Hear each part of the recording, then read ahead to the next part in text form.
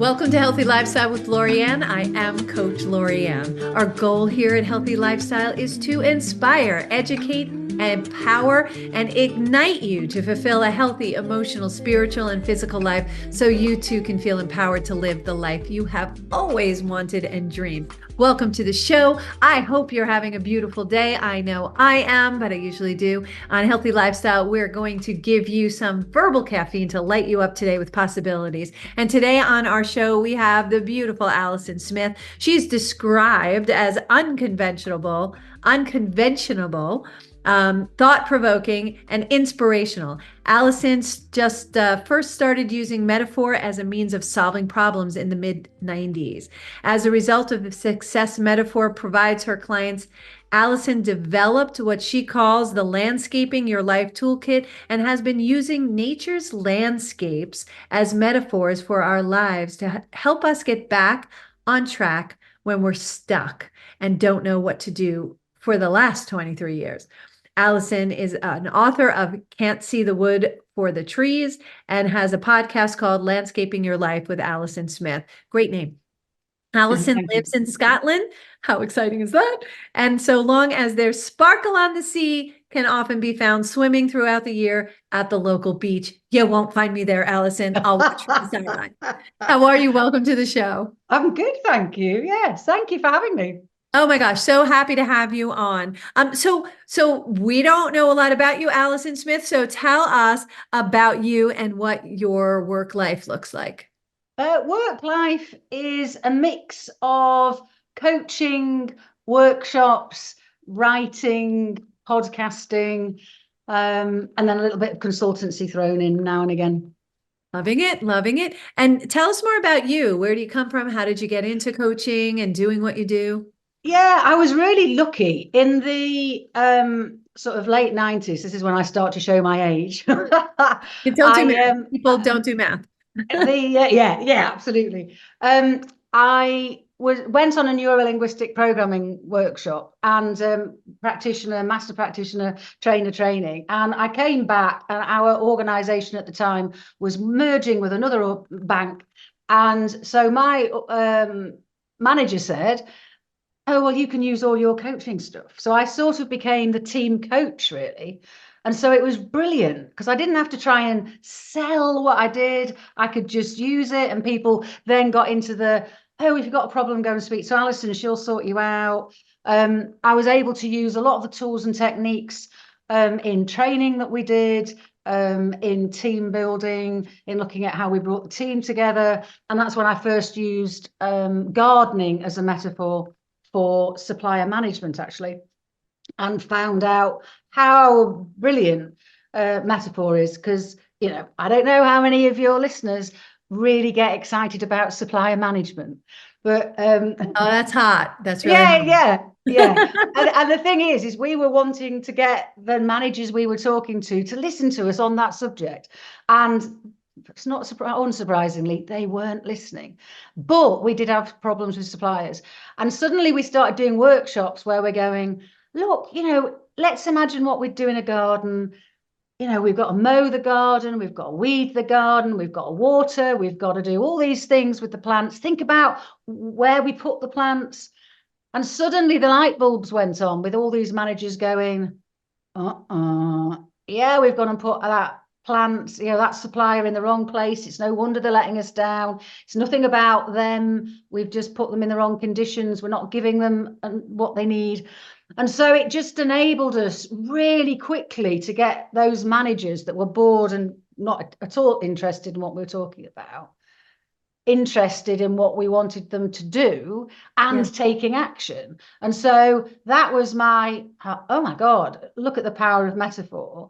And that was, I suppose, using gardening as a metaphor for supplier management. And then Landscaping Your Life came about because I realized that, so if I expand it to nature landscapes, then I can use it to apply to anybody's life. And so now, so the other week I had somebody there wandering around in their local landscape. I'm sitting in the office, and we're having a conversation about the patterns in nature, helping them get back on track.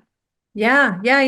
No, and metaphors always work because everybody can connect to them, right? Well, So, yeah, and you get a yeah, visual when you say things like that. Like right away, you were walking me through what it looks like. I'm a big SOP girl, a standard operating procedure girl, similar type of a thing. It's like, well, did we, are we going through these steps? But by going through the steps, it's a little dry. So by giving it that picture, it makes it a lot easier because we learn from stories, right? Our best absolutely. is stories. So that landscaping, the metaphors definitely work.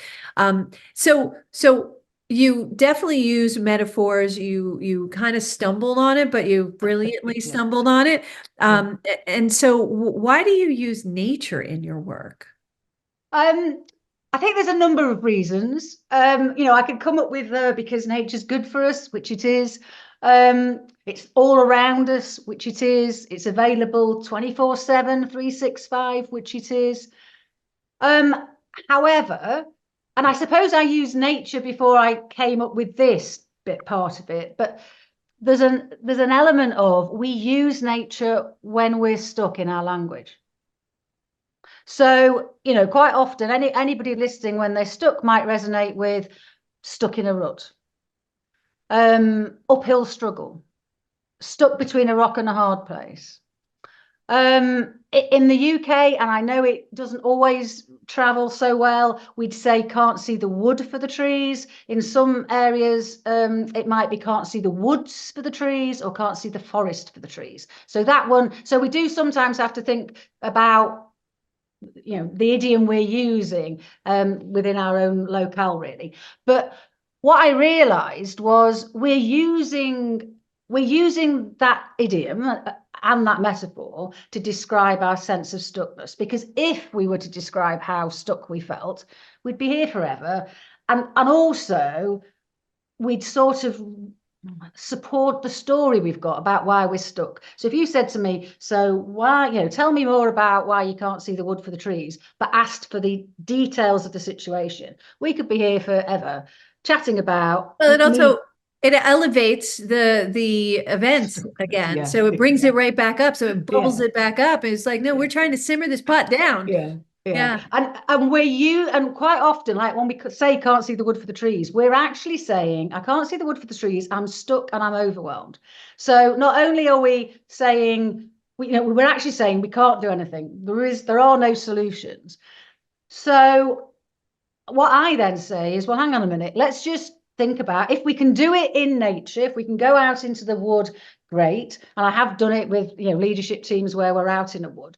But let's just imagine somebody resonates with can't seeing the forest or the wood for the trees. Okay, so what would you do if you were in that situation? If you were in that landscape, in those trees, in that forest, what would you do to see it? And suddenly you go from going, I can't see the wood for the trees, I don't know what to do, to saying, oh, I'd take a path out. I'd cut some of the trees, I'd climb a tree, I'd go to a higher ground to look at it. I'd get out of the wood. Um, and actually, over the 20 years, every week I hear another solution. So can't see the wood for the trees. So it's never ending. And I've done it a few times in the podcast, and more latterly, I've sort of, I'm just going to go out and notice what I notice, and I get excited because I go, oh, I hadn't thought of that before. Yeah. Yes. It's like reading a book again or watching a movie again. Yeah, You watch it for the yeah, 100th time and went, did she always have red shoes on? I never noticed that before. It's the little yeah, details that you're going, huh? And you're also looking at it with a different set of eyes because you've had different experiences. So you might not notice it the first time because you weren't ready for it. So now when you notice something new, you're like, huh, that's interesting. Now you have to ask your question like, why am I noticing? Why does it look this yeah. way? Why am I asking this question this way to myself? It allows for expansion. So and I love your metaphors because they meet you wherever you are. So Oh, wherever you are in your absolutely. Yeah. journey, they meet you. The hardest thing sometimes, if I'm doing it in a group, is that other people try to tell other people what their metaphor means. It's like, Yes. no, you might be able to see that pattern, but let's just allow that person to see the pattern that resonates for them. Yes. And yes, if they continue to be stuck, we can say, well, I mean, I quite often will go, so what is this telling us? I've noticed. So somebody was at a crossroads, so we were going for a walk. I was with them rather than at the other end of the phone. Every crossroads they came to, we were in a botanical garden, so every crossroads did have like signposts. Yes. But every time we got to a crossroads, so I'm going, just let's notice the pattern about your decision making about which direction to go. And I mean, I really don't know how we managed to do it, because every crossroads there was one direction that didn't have a signpost telling you where you were going, and that was the direction this person took. So every time we got to, they went for the path less traveled, the one where people hadn't gone. And it was huge insight for them that they'd been applying for the wrong jobs. They'd been asking for the wrong job, because what they were brilliant at work was going where other people hadn't been, to bringing new business into the organization. And they'd been applying for jobs that, filled other people's shoes. And they're going, oh, and literally that was me observing that pattern, because it was like it was like a big flashing light, really, because it's that whole, have you noticed that every crossroads you're doing this? Well, how is that, how does that represent itself at work? And they went, oh yeah. Yes, yes. So those aha moments, which are beauteous for in our business, those aha moments are those special moments, and why you need somebody helping you, why you need an observer. I used to negotiate contracts, and when I negotiated contracts, I used to be the second person, and I would be the observer to tell, because you can't speak and you can't be thinking and processing at the same time as observing. Those are things we can't do at the same time. Some people get really good at it and they could do a little bit of it at the same time. It's always good to have a second set of eyes, right? You've heard that expression. Yeah. I would sit in the second seat, and then I moved into the first seat to do the negotiations. And I always had somebody looking as the observer, who are seeing the body language and reading and interpreting things, so that I have a different point of view. It's almost like having a bird's eye view and then the street view. If you were go to like a Google map, it shows you kind of different things, and the different perspectives help you guide you along your way. So I love that you use the metaphor, but also they were physically seeing it and then applied it to what they were doing and taking that moment. I mean, you had paused to not work on that problem per se, but to look at it and go, here's something you might want to take a look at. Here's something you might want to think about, right? And it's easier because it's not in the context, and therefore they're not trying to defend their current situation. They don't feel attacked. I might be saying, how might this pattern be applicable? But I'm not noticing that pattern at work. I'm saying, this is what I am observing in this walk. They can then go, oh yeah, I do that at work. And then that opens up the conversation to be able to say, so what's that about? How you might, shall we explore what that looks like in the landscape again? Let's make different decisions. Yeah. And is that what someone could expect from your book, Landscaping Your Life?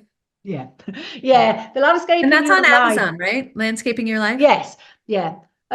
Sorry, the book is Can't See the Wood for the Trees, Landscaping Your Life. So you'd still be able to find it if you use Landscaping Your Life. Basically the book is, if you're a coach, then the first half of the book's quite helpful, because it gives you a bit more of the tech, the sort of the process and the tools and techniques. If you're stuck, then I suspect that what you do is you go to the second half of the book and you just go, which of these sayings resonates with how I'm feeling? Feeling like a fish out of water, going round in circles. And then each chapter has got a bit of a story explaining how I've done it with a client.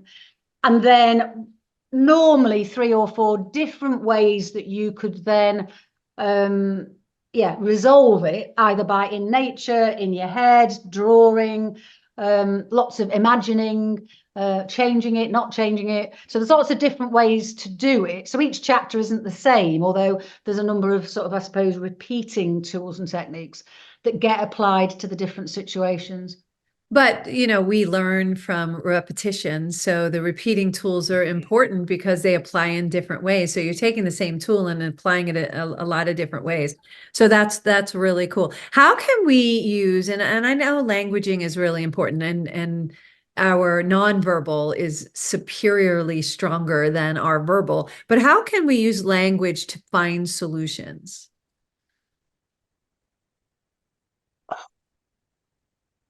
I think this comes back to the noticing, and it is about the conscious noticing of noticing the impact words are having when we're saying them.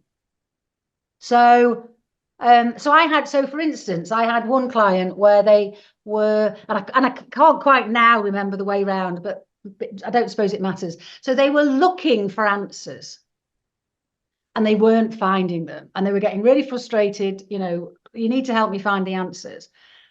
And actually, the words looking and answers were what was stopping them finding them. So as soon as, you could change with the verb, but let's just assume that we're looking for solutions or looking for options or alternatives or different perspectives.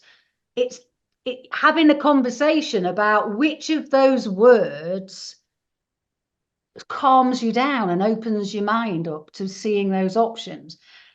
Because it's as if we believe in the lack of options because we can't see them, forgetting it's our language that's stopping us.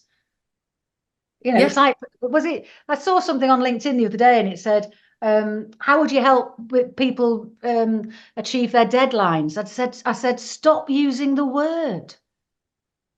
If there was ever a word that is going to instill stress, that's going to stop us accessing our brain, deadlines is it. Yeah.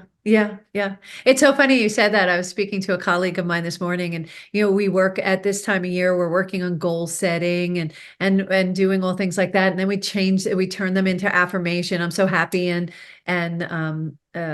so happy and excited that blah blah blah, right? And she goes, every time it's happy and grateful. I'm sorry, I'm so happy and grateful, blah blah blah, right? And she said every time I did the affirmation, said happy and grateful, my imposter syndrome would show up because those words happy and grateful were not resonating. So we changed it around and said, okay, so why not ask why we're so good at achieving blah blah blah? And that by changing that, it set our brains to tell us, well, this is why, and this is why, and this is why, and this is why. So it just shifted that affirmation to remaining an affirmation, but by shifting your languaging, it changed the direction of how our brains work. We kind of like stop ourselves. And that imposter syndrome thing, I came up with this thing with imposter syndrome. I gave my imposter a name.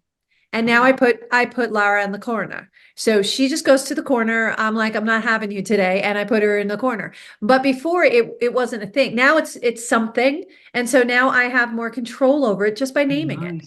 So imposter syndrome doesn't bother me. So I can say happy and grateful and whatever. It doesn't affect me that way, because if she comes out, I send her to the corner.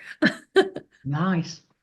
Yeah, so I love how you do that and you switch that around with languaging. And how can you help our listeners see the wood for the trees? We say wood through the trees, but wood for the trees.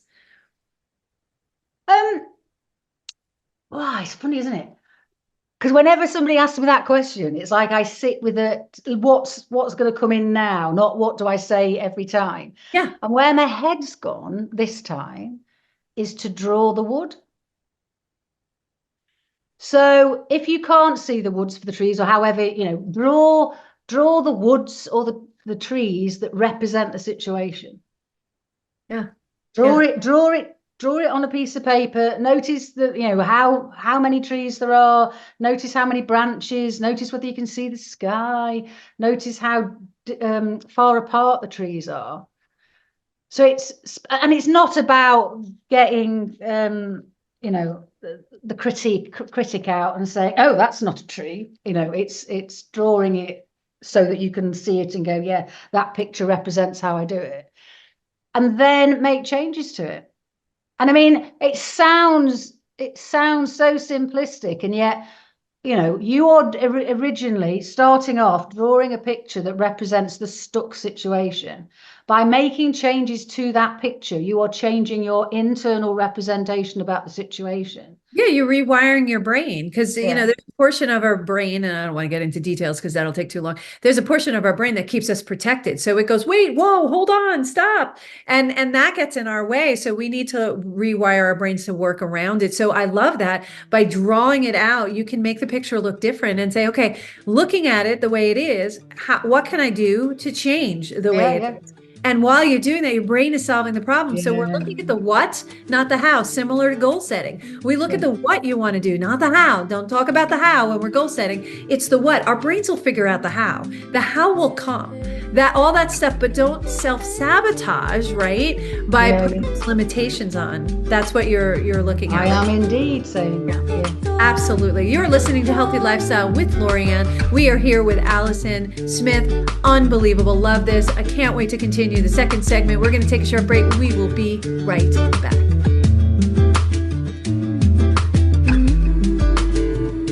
Welcome back to Healthy Lifestyle with Lorianne. I am Coach Lorianne. And if you would like to be a guest or lift up your business, product, or not-for-profit, or if you have a question or comment, we would love to hear from you. Please email us at healthylifestylewithla@gmail.com. healthylifestylewithla@gmail.com. And you're listening to us through the great JVC Broadcasting and iHeartRadio. And I'm so excited to be here again with Alison Smith. She is giving us so much yummy, yummy goodness that I want to just dive right back in and talk to you about what you're doing with your clients. Here's my question for you and that's my pup deciding to be very vocal. Here's my question to you. How can you help my audience stop going around and around like Groundhog's Day in circles and to actually turn a corner, get unstuck and put the stick down that we're beating ourselves up with? Sorry, I'm just writing those down. Right, so um, the circling, I would encourage anybody listening now not to think, oh, yes, I'll do that later, to actually just pause and go, well, press pause after I've said, go and get a piece of paper and a pen. Yes, I love. And but then remember to come back, obviously. And then to think about the situation that they feel like they're going round in circles about. And then once they've got that situation in mind, put that to the back of their mind. I'm not asking them to think about it anymore, but they just need to understand that that's the situation they're wanting resolved. And then I want you to, if you're following it, is to draw the circle that represents, and to just notice what you notice about the circling. So it might be that you're going clockwise, it might be you're going quickly, it might be a small circle, it might be a large circle. And you can do this not by drawing it, you can do it walking it. But I'll do the instructions assuming you're drawing it. And then the idea is to make changes to that circling. So it might be to change direction. It might be to go quicker. It might be to go bigger or smaller. It might be to try and break free. It might be to go round in triangles. It might be to go round in squares. It's really all about making changes. And it never fails to amaze me about at some point you will make a change and you will no longer be able to go around in a circle. It's something in the brain just goes, and then it's the, oh my God, this is what I've been doing. I shouldn't be doing that or whatever. So Yeah. then logic will sort of make itself known and go, oh, this is what you need to do differently. So it's about, and it could be for some people that they need to use a different color pen. One person, when they did it, turned around to me and said, my circling has been like I've been going round the moon. And I just need to break free of the moon's gravity and get back to Earth. And they drew. And so I have got a picture of this gorgeous that they sent me of the moon and then the circling to get back to Earth. And it just felt, oh yeah, I just needed enough momentum. And it's the momentum to break free, etc. Yes, So yes, yes. It's about awareness, right? yeah, Everything starts with awareness. We have to be aware. So by doing these exercises, it really bubbles it up yeah, and you're like, you're taking notice, but you're not focusing on what it is, and how to fix it. You're just becoming aware. You're being yeah. present with it. The the corner turning is just beautiful, and yet every time I do it, I'm always worried that is this the time it's not going to work, but it always works.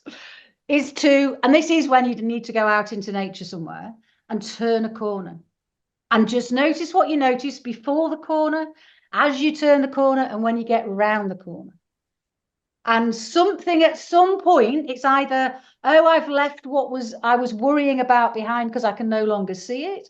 Sometimes it's about, oh, yeah, I do need to turn a corner, and I'm trying to be able to see round the corner, and I can't.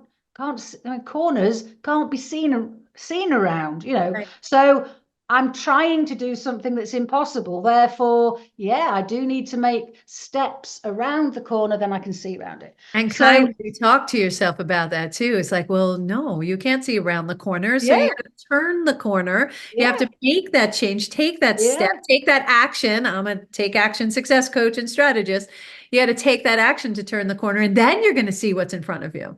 Yeah, and I think what happens, and as we said right at the beginning, really, is that people will see the patterns in nature that resonate. So quite often, what I've found when I've turned a corner is the sun comes out, or the path is really clear ahead, or there's something that enables somebody to go, why am I waiting? Yeah. This is beautiful round here, and I'm worrying around that. I'm round the corner worrying about this, this straight path that's really clear, and I know where I want to get to. Yeah. um and then you did ask about putting the stick down with beta cells up with. Oh my gosh. It's such a great technique. During COVID, I went for a walk with the little boy next door, and so he's there. He was my videographer while I'm going, right. I'm going to pick sticks up and I'm going to put them down, and it's one of those things where, yeah, okay, if I'm beating myself up with a stick, I'll pick some sticks up, put them down, and I'll throw them away. And what I realized was, oh, there's more than one stick. And Sure. then the more I've done it, and the podcast, which is Landscaping Your Life with Alison Smith podcast, there is a hilarious, I think, episode, Putting the Sticks Down, because it's that revelation for me that I was at the top of a hill and there were no sticks. But metaphorically, boy, did I have a stick I could beat myself up with. And it's like, oh my God, we go around life picking up sticks, putting it in like on a backpack. Like a quiver. Yeah. Yeah, in order to be able to beat ourselves up at some point in the future. What? I mean, that's nonsense. Yeah. Oh, yes, there's a brilliant stick for me to beat myself up because I know that in 2 days' time I'm going to need it. And so it's a real fun one about the it's not the stupidity because we all do it, but there's a, oh my God, really? you Yeah. know and Yeah. so that's really quite fun. And so I would encourage people to go out, pick up the sticks. So there might little sticks, big sticks. Imagine what you might, pack you might be putting them in, and then go, you know what, I'm going to envisage taking the pack off. I'm going to envisage cutting the whole, the handles of the stick of the bag, or I'm going to burn the sticks. So a friend actually took some sticks home and put them in the fire when they got home. Yeah, I love that. And if they do it on a full moon too, it's extra, Yeah. it's extra, so much more vibrational to be able to do something like that. But I love that. Put the sticks down, put them down. Yeah, So, don't pick and them that's up. Don't pick them yeah, up. yeah. Don't pick them up. You're right. Yeah, Just leave them on yeah, the ground. They're fine there. yeah. Oh, Um, look, there's that stick I would have picked up in the past, but you know what? I'm going to leave you there. Right. That's right. We need to talk nicely to ourselves. And I always say that, would you say to other people, would you say to a little child what you say to yourself sometimes? And if the answer is no, don't say it to yourself. Yeah, Because nice. no one should say that. And no, I used to be the harshest. No one could say anything harsher to me than I said to myself. And then I was like, why am I speaking so not nice to myself? So I stopped doing that, and it changes. It changes your vibration, your perspective, your lens, your vision. It just changes everything. And speaking about changing, I love journaling. And your other book that you have is the Prescription for Wellbeing Journal. It's a journal that you have. shameless plug, I want you to show it for the people who are watching, for the people who are listening. It's called The Prescription for Wellbeing Journaling. Beautiful, nice job.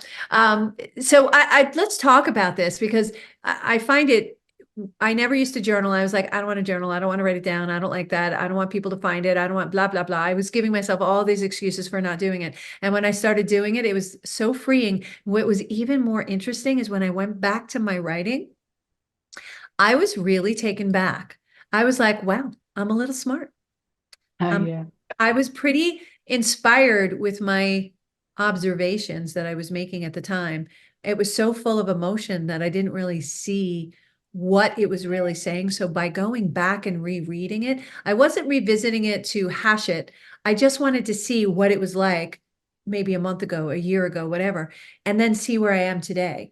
To really be able to look back and celebrate my growth and to celebrate where I was at the time and now look at where I am today. So let's talk about this journal. The journal is it became about, I suppose, during menopause for me, because I was constantly overwhelmed, anxious, you name it. And there were certain things Wedding. that certain activities that I knew worked for me, but I would forget them. So I'd be in that circle again, going, waking up at 3 in the morning, having a panic attack, and forgetting what worked to get me out of it. So the prescription came about as, I did a video blog once for a minute as I did the plank, because a plank is just, oh my God, will get me out of most moods, really.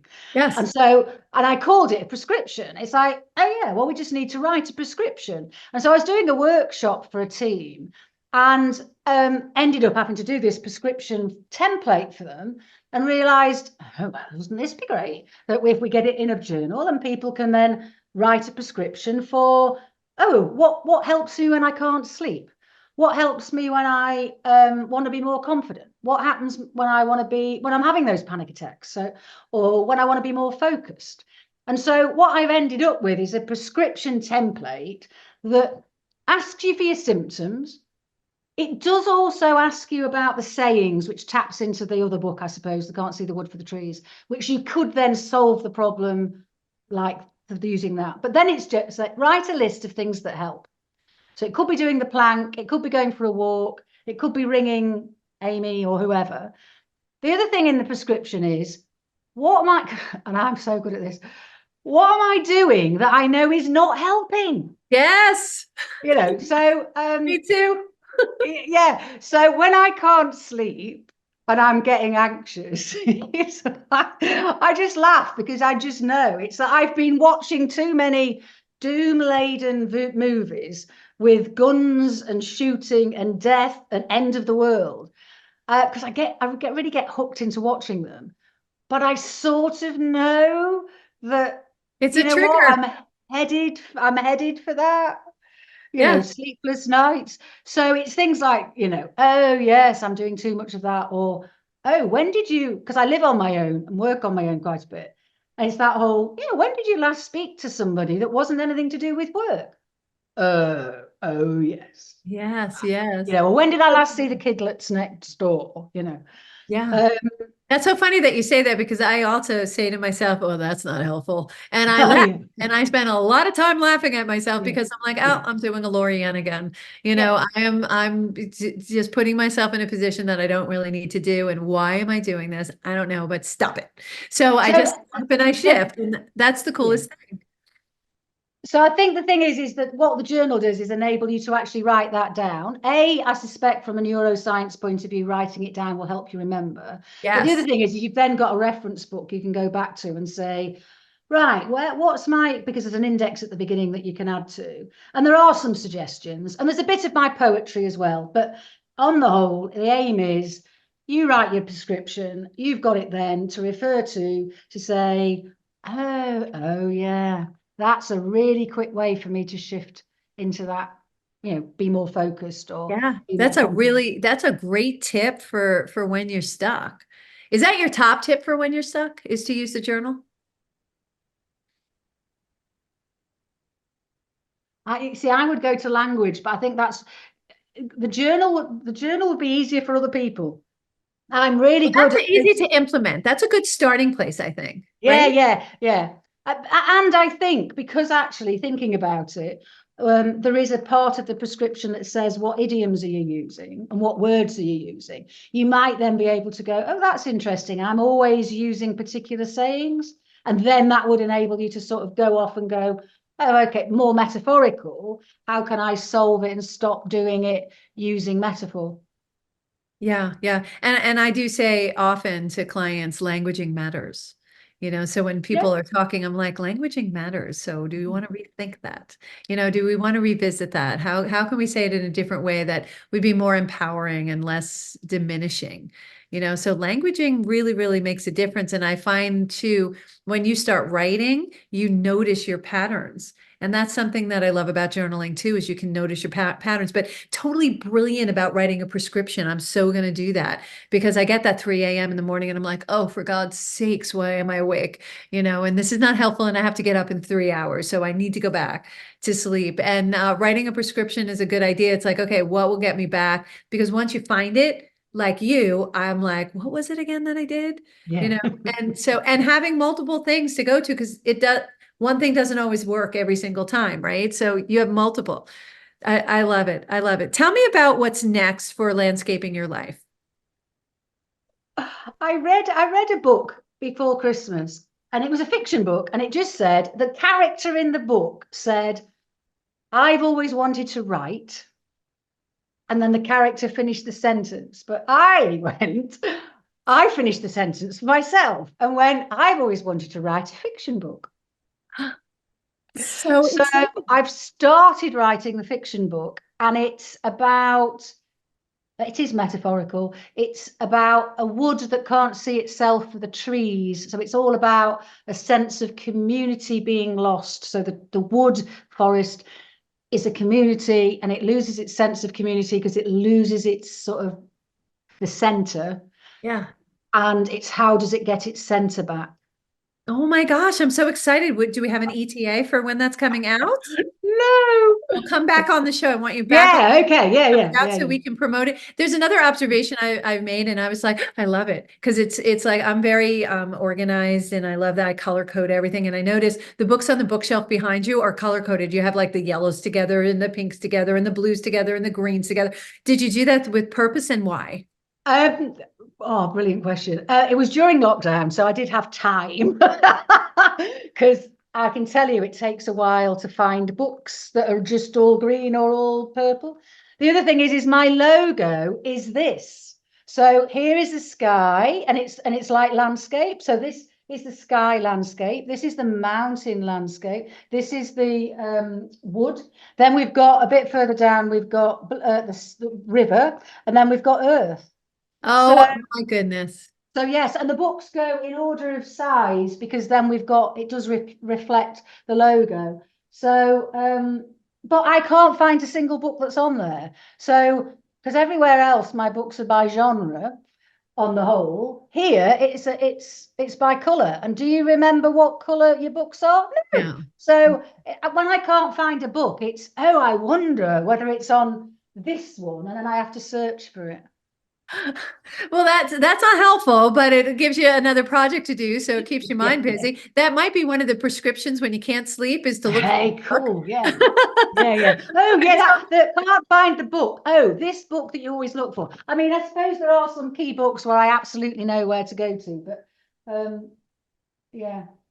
No, it was really interesting. So I was looking at it going, that's very intriguing for me. So I had to point that out. But I really love that. Last thoughts for our listeners. If you gave them one piece of best advice, what would that be, other than buying your two books and listening to your podcast? Um, be a bit more patient Uh, because nature is patient. It's like we don't plant a seed and expect it to appear and prod it and unroot it and go, are you there when what? And get angry with the seed for not, actually a seed is only going to grow if we nurture it, if we make sure it's got the right conditions, but it isn't going to do it overnight. yeah. And there's so much in terms of the seasons, in terms of day and night, the tide. I live near the sea, so the tide, the growing. So there's all sorts of patterns in nature that are about patience and perfect timing. And I think humans try and rush it through, and then, or sometimes, and I know not all parts of the world have got 4 seasons, but a lot of them have.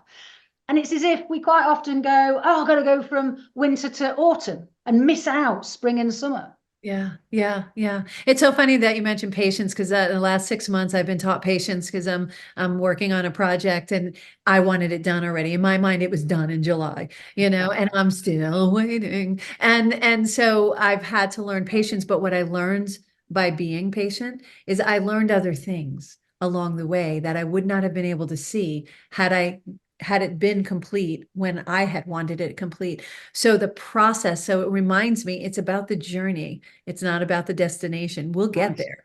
And then you're going to have another journey. So you really want to enjoy that and have the patience. And like you said, we have to nurture it. And that's what I was missing, the nurturing of it, the listening, the stopping, the taking the pause and absorbing it in like the seed would absorb the water and the food that you're giving it. So we need to go through life that way. Oh my gosh, Alison, you are amazing. What's your website?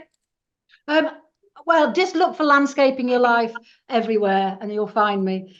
Is the easiest way. Landscaping Your Life Everywhere by Alison Smith. You find her books on Amazon. Go for her podcast. You definitely want to seek out the one that says Putting the Sticks Down. Apparently it's hilarious. I'm going to let you know. And I'll have all her information with this episode as well. Thank you all for being here. Alison, thank you for joining us today. Really appreciate you. Thank you for having me. And thank you all for joining us today on Healthy Lifestyle with Coach Lori Ann. I hope we have earned the privilege of your time. Look for our show next Saturday at 3 p.m. We can be found on all major platforms, and we would be so grateful if you please like, follow, and share and subscribe. Until next time, I am Coach Lori Ann. Play a higher role, serve a higher purpose, show up for you, and show up big. Have a great day, everyone. Thank you again, Alex.